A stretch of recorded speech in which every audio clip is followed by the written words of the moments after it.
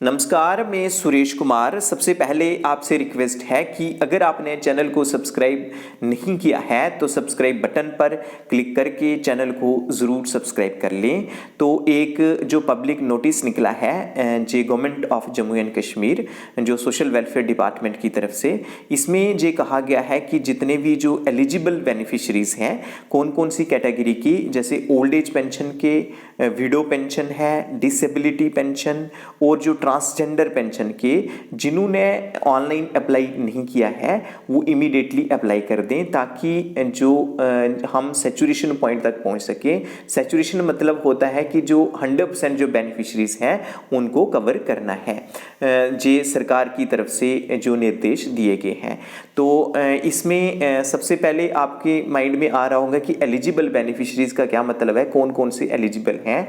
जैसे अगर हम ओल्ड एज पेंशन की बात करें तो नंबर 1 पे ये देखना है कि उनका क्या PHH जहाँ AAY जो राशन कार्ड है वो है। अगर PHH और AAY का राशन कार्ड है तो आप एलिजिबल हैं। तो उसके बाद जो एज है, एज मेल के केस में 60 साल की उम्र है और 60 साल या उसके ऊपर है वो सभी एलिजिबल हैं। और फीमेल के केस में जो 55 ईयर से ऊपर जो हैं, 55 साल से ऊपर हैं, 55 ईयर से ऊपर जो भी फीमेल्स हैं जो कि जिनका जो राशन कार्ड है PHH या AAY है वो एलिजिबल हैं। आपको बताते चलें कि जो ओल्ड एज पेंशन जो में जो लिमिट है, जो मेल के लिए 60 साल है, फीमेल के लिए 55 ईयर है, 55 साल है। लेकिन इसके साथ साथ ही जो राशन कार्ड है वो PHH होना चाहिए या AAY होना चाहिए। उसके बाद जो विडो पेंशन के केस में भी जो है वो एलिजिबिलिटी है कि 18 साल से ऊपर होनी चाहिए। और उसके बाद जो राशन कार्ड है वो PHH और AAY होना चाहिए। लेकिन जो डिसेबिलिटी पेंशन है या जो ट्रांसजेंडर पेंशन है उसमें जो एलिजिबिलिटी क्राइटेरिया उसमें जो नहीं है, उसमें चाहे वो NPHH का होगा, चाहे PHH का होगा, चाहे AAY का होगा, वो सब जो बेनिफिशरीज हैं वो एलिजिबल हैं। तो इसके लिए बड़ी सारी आंगनवाड़ी वर्कर्स ये भी पूछती रहती हैं, जहाँ अदरवाइज और भी लोग पूछते रहते हैं कि कौन कौन से जो डॉक्यूमेंट चाहिए होंगे। तो आपने क्या करना है कि सिंपली ये जो डॉक्यूमेंट्स हम जिनकी बात कर रहे हैं वो आपने डॉक्यूमेंट्स लेके आपने जहाँ पोर्टल में जो जन सुगम पोर्टल है HTTPS उसके बाद // है जन सुगम jk.gov, इसमें .in पे आपने जाके जो अपने डॉक्यूमेंट्स हैं वो अपलोड करने हैं। तो आप नियर बाई जैसे साइबर कैफ़े वगैरह है उसमें जाके भी डॉक्यूमेंट्स अपलोड कर सकते हैं। तो ओल्ड एज पेंशन के केस में जो डॉक्यूमेंट्स चाहिए वो हैं डोमिसाइल सर्टिफिकेट होना चाहिए। उसके बाद जो रेजिडेंस प्रूफ है, यानी उसमें चाहे वोटर कार्ड हो, चाहे आधार कार्ड हो, चाहे इलेक्ट्रिसिटी बिल हो वो होना चाहिए। उसके बाद एज वाला प्रूफ होना चाहिए। ये जो एज का प्रूफ है इसके लिए क्या करना है आपने कि जो date of birth certificate issued by issued by school last attended or municipal authority or SHO or medical authority। तो जो ओल्ड एज पेंशन के लिए क्या एक स्कूल सर्टिफिकेट, तो मोस्ट ऑफ द केसेस हम देखते हैं कि स्कूल सर्टिफिकेट उनके पास नहीं होता है, तो उस केस में SHO से भी ले सकते हैं। उसके बाद जो म्यूनसिपल अथॉरिटी से भी ले सकते हैं, और कोई ऑप्शन नहीं है तो जो मेडिकल अथॉरिटी है, मेडिकल बोर्ड बना होगा, जो BMO होते हैं वो उसके हेड होते हैं और 3 डॉक्टर्स और होते हैं, वो भी जो सर्टिफिकेट इशू करेंगे एज का सर्टिफिकेट वो जो है वो चलेगा। उसके बाद जो है कि AAY और PHH जो राशन कार्ड है वो होना चाहिए। उसके बाद है कि जो आधार कार्ड, ऊपर भी हमने बात की है, जो आधार कार्ड है वो कंपलसरी है। उसके बाद first page of Aadhaar linked bank passbook, तो आपने जो बैंक पासबुक है बैंक में जाके जो आधार है उसको लिंक करा देना है और जो पहला पेज है वो आपके पास होना चाहिए।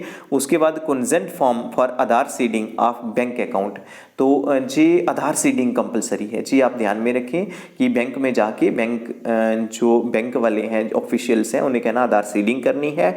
जैसे ही वो आधार सीडिंग करेंगे तो आपको कंसेंट फॉर्म देंगे, तो वो फॉर्म साथ में होना चाहिए। उसके बाद जो एफिडेविट है वो होना चाहिए attested by judicial magistrate first class और executive first class to the effect that he or she is not the recipient of any other pension or financial assistance from any other source। कि जी जो affidavit है उसमें ये होना चाहिए कि जो है वो एनी अदर कोई जो बेनिफिट है फाइनेंशियल असिस्टेंट है सोशल वेलफेयर से नहीं ले रहे हैं। तो उसके बाद जैसे डिसेबिलिटी का है वो सेम है कि जो डोमिसाइल सर्टिफिकेट है जहाँ प्रूफ है रेजिडेंस का जिसमें आधार कार्ड वोटर कार्ड है, जो NPH इसमें जो ध्यान रखने वाली बात है इसमें सभी राशन कार्ड चलेंगे, चाहे वो NPHH का होगा, PHH का होगा, चाहे AAY का होगा। उसके बाद एक जो इम्पॉर्टेंट है डिसेबिलिटी पेंशन का वो है UDID जो कार्ड है वो आपके पास होना चाहिए। और सेम है फिर फर्स्ट पेज है जो आधार लिंक्ड पासबुक का, बैंक पासबुक का, उसके बाद जो कंसेंट फॉर्म है बैंक से कि आधार सीडिंग हो गई है, उसके बाद जो एफिडेविट है जिसकी हमने बात की है वो होना चाहिए। तो डिसेबिलिटी पेंशन में दो चीज़ें यूनिक हैं, एक है कि UDID कार्ड होना चाहिए और सेकेंडली जो है कि जो चाहे वो NPHH वाले हैं, चाहे वो PHH वाले हैं, चाहे AAY वाले हैं, सभी अप्लाई कर सकते हैं। तो विडो पेंशन के केस में भी जो डोमिसाइल सर्टिफिकेट होगा, प्रूफ ऑफ रेजिडेंस होगा, प्रूफ ऑफ एज होगा जो हमने पहले बता चुके हैं। तो इसमें जो एक इम्पॉर्टेंट है वो है डेथ सर्टिफिकेट ऑफ हस्बैंड, जो विडो हैं उनके हस्बैंड का जो डेथ सर्टिफिकेट है वो होना चाहिए, वो साथ में लगेगा। उसके बाद लीगल एविडेंस ऑफ, अगर कोई डिवोर्सी है तो उसमें जो लीगल एविडेंस होना चाहिए कि जो डिवोर्स वगैरह हो चुका है। तो क्योंकि जो डिवोर्सी हैं उनकी भी जो पेंशन है वो होती है। तो ये जो सर्टिफिकेट है ये duly attested by first class magistrate वगैरह का होना चाहिए। उसके बाद नॉन मैरिज सर्टिफिकेट है कि दोबारा से मैरिज वगैरह तो नहीं की है, तो ये गेस्टेड ऑफिसर से अटेस्टेड होना चाहिए। जब फर्स्ट क्लास जो मैजिस्ट्रेट हैं, एग्जीक्यूटिव फर्स्ट क्लास मैजिस्ट्रेट है, उनसे अटेस्टेड होना चाहिए। तो विडो केस में भी जो AAY है जहाँ PHH है वो ही एलिजिबल है। दैट मीन्स जो NPHH वाली जो विडो केसेस हैं वो एलिजिबल नहीं है। इसमें जो विडो केस में जो एलिजिबल है वो उनके पास ये ज़रूर है कि PHH और AAY जो राशन कार्ड है वो कंपलसरी है।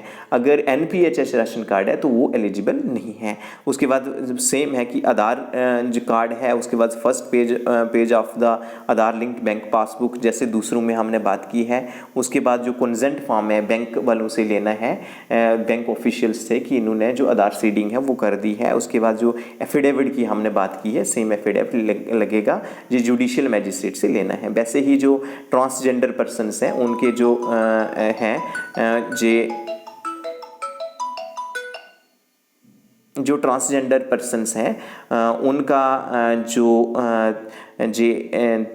अलग अलग जो सर्टिफिकेट है ऑलमोस्ट सेम है, लेकिन जो ट्रांसजेंडर वाला सर्टिफिकेट है वो साथ में होना चाहिए। और इस केस में NPHH, PHH और AAY का राशन कार्ड सभी जो हैं इसके लिए एलिजिबल हैं। तो जो भी पेंडिंग केसेस हैं आपके इर्द गिर्द, जो हमारी आंगनवाड़ी वर्कर्स हैं उनसे भी रिक्वेस्ट है कि आप देख लें कि कोई भी पेंडिंग केसेस हैं तो उनको इंटीमेट कर दें। और दूसरे जो अगर पंचिस सरपंचिस जो दूसरे जो भी सुन रहा है तो इस वीडियो को मैक्सिमम आप शेयर कीजिएगा ताकि जो सरकार का विज़न है, जो सरकार चाहती है कि जो एलिजिबल बेनिफिशरीज़ हैं 100% जो बेनिफिशरीज़ हैं इन स्कीम्स के अंडर कवर होनी चाहिए ताकि इनको मैक्सिमम जो फाइनेंशियल बेनिफिट है वो मिल सके। तो आज के लिए इतना ही था। धन्यवाद।